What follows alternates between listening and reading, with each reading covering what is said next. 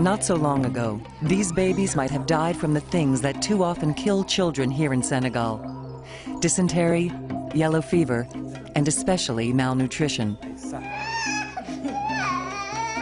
Malnutrition is a pandemic problem in West Africa. As the West Africa Director of Church World Service, Lowell Fugley, an American living in Senegal, has seen the ravages of malnutrition. Some countries, 1 child out of 4 does not reach the age of 5 years, dying due to malnutrition or diseases brought on by malnutrition. Worldwide, 500,000 children go blind every year just due to lack of vitamin A. Ça dépend des périodes. Generally, we might see between 20 and 30 children in a day. Madame Tourénégé Sako runs a pediatric center in Bignona, Senegal. One thing we have noticed is that right now, there's much less malnutrition than there was before. Madame Sako says the reason for less malnutrition is a tree called Moringa. Some people call it a miracle tree. There's less malnutrition now because we discovered Moringa and all of its virtues. The leaves themselves contain, ounce per ounce, about 3 times the iron you find in spinach, 4 times the vitamin A you'll find in carrots, 4 times the calcium you find in milk, protein, all the essential amino acids. Its leaves, fruit, seeds, and even the flowers are all edible and highly nutritious.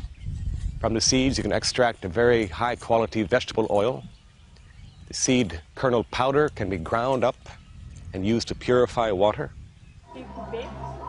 Foundations, universities, and companies from all over the world are researching Moringa's potential applications.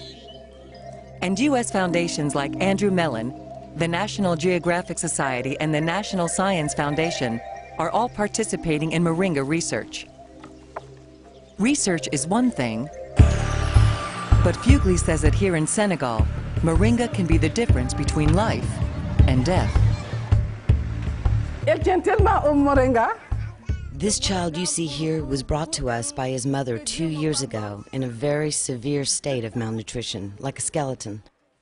His bones were just standing out and his mother was certain the baby was going to die. But we advised to take Moringa. The child did recover, and now he's in excellent health. When a mother arrives with a malnourished child here, first we weigh the child and take his temperature and do a general examination. If he is suffering from a particular disease, we will treat that disease with medicines. And then we will counsel the mother to put the child directly on Moringa. The mother will thereafter return with the baby periodically for checkups. And we find that Moringa not only does it rapidly cure malnutrition, but it also seems to have a beneficial effect on many other maladies. Fugley's mission is to promote Moringa as part of the national diet. We did a pilot project here in Senegal for 2 years, training health workers, training villagers, and how to use the tree, how to grow the tree. And through this project, we demonstrated very conclusively that in fact, these leaves are an extremely powerful tool in helping counter the problem of malnutrition in West Africa. This family lives in a village in southern Senegal. Moringa is part of their diet. They grow Moringa in their own garden and harvest leaves like other cultivated products. After the leaves are gathered, they are then washed and spread out on a cloth to dry. They are then placed into a mortar and crushed. Even the little ones help. The powder is then sifted like flour. Now it's ready to use.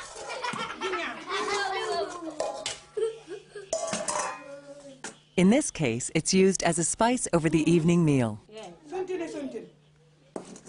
This is Moringa stenopetala. This is only known, as far as I know, from 5 areas around Lake Turkana in northern Kenya and southwestern Ethiopia. Evolutionary botanist Mark Olson is a Washington University doctoral candidate who has traveled the world collecting 13 different species of Moringa. Every place I have been in the tropics, where they grow in the wild, local people use them. This is everywhere from Madagascar to Namibia to the Kenya, Ethiopia, Somalia area. The plant's makeup also contributes to its ability to thrive in some of the most arid areas of the world. So if we go ahead and break off one of these roots, we can see how full of water it is. That's what helps the seedlings get through dry periods and survive to adulthood. The tree is not just full of water, it can also purify water, which can be a lifesaver. Because a third to a quarter of the people on Earth, and it's about half of the people in the tropics, don't have dependable access to clean water to drink. To help remedy this access problem, the University of Leicester, England is researching the coagulating properties of moringa seeds. They believe the seeds purify water better and less expensively than traditional methods. There's even been an entire full-scale running of a water purification facility in Tiolo, Malawi, just using moringa seeds. Ground into powder form, just 3 tablespoons of moringa leaf powder can provide 3 times the vitamin A a child needs, virtually all of his iron and calcium needs, and all of the essential amino acids. These days, health workers, instead of using imported products to treat malnutrition, are using these leaves. It's accessible and indigenous. Fugly says one of the disadvantages of other forms of aid to combat malnutrition is that once the aid runs out, the people starve. Not so with moringa. Through moringa, we felt that this was a possible, local, low-cost, accessible solution, which even after the training program in how to use it came to an end, the people could carry on by themselves. People like Blanche Sambu Diata, a midwife at Belfort Health Post who performs pre- and postnatal examinations at the clinic. Since I was pregnant with my baby, I've been taking it regularly, and I continue to take it. And I can attest to these women that I myself am a user of this product. We also advise them to plant it themselves at their home and to use it for the benefit of the entire family. So after a while, people are growing their own trees at their household and adding the leaves on a daily basis, and the entire family can benefit. Africa's not the only place where moringa is working miracles. In India, it's called the drumstick tree. They are looking at the use of moringa as a potential cure to blindness because it's loaded with vitamin A. Vitamin A deficiency can lead to blindness, deformities, and other congenital diseases. According to the World Health Organization, vitamin A deficiency is almost at epidemic proportions in many rural villages. In 20 villages in western India, Kansas-based Trees for Life is trying to fight this epidemic by helping the people plant and use moringa. In India, I know that people take the seeds and they will sort of stir-fry them, and they will get a vegetable that tastes somewhat like peanuts. Ann Hirsch is a professor of botany at the University of California, Los Angeles. Well, one of the things that impresses me most about moringa is the fact that it has the full complement of essential amino acids that human beings need. There are 8 of them that we cannot synthesize, so we have to get it from our food. In the developed world, we eat meat. In the developing world, meat is a rare commodity, or it's an extremely expensive commodity. Experts are surprised that Western businesses haven't exploited moringa's commercial value in the developed world. The place for a plant like moringa in this country would be most likely to people who follow a vegetarian diet. The protein could be processed and added to all sorts of different kinds of drinks or protein supplements that I know a lot of people purchase. But in Senegal, the people have more immediate needs for moringa. The mother should take a spoonful of powder morning, afternoon, and night every day. This will help her produce more milk and improve her health through 6 months while she's nursing her baby. She should also mix a spoonful of powder in with the baby's formula. Additionner la poudre de moringa chez la femme enceinte depuis la grossesse, pendant l'allaitement, We encourage pregnant women to start taking Moringa while they're pregnant, after they give birth, while they're breastfeeding the child, during the child's weaning period, and afterwards. And this way we find that preventing malnutrition is much, much better than curing it.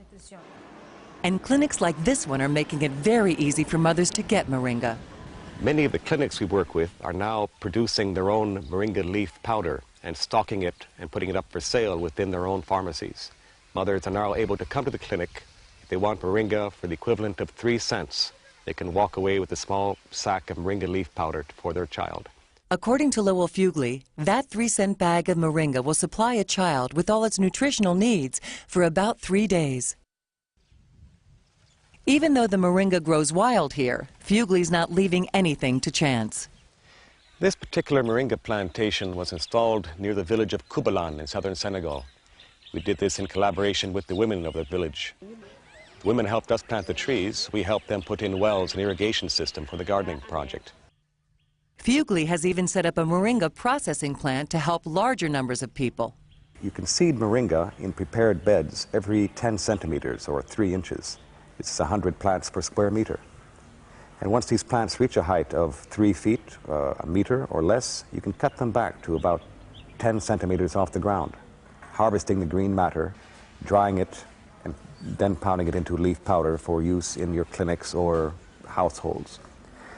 Once you've cut this back, the stumps will regrow, and 8 weeks later you can have another harvest. In this way you can have continual harvesting, up to 9 harvests every year, which Fugely says produces about 650 tons per hectare, or 2.5 acres. My own estimations is that 1 hectare of this intensive leaf cultivation can satisfy the vitamin A needs for up to 15,000 children.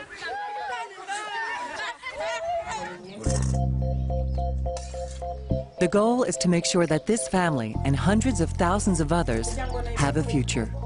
The idea to find a food, a perfect plant, that can satisfy people's hunger and give them all the protein nutrients that they need is of great importance. If I had set out to design a tree which would be of maximum benefit to mankind, I'd be hard put to do better than the Moringa oleifera tree.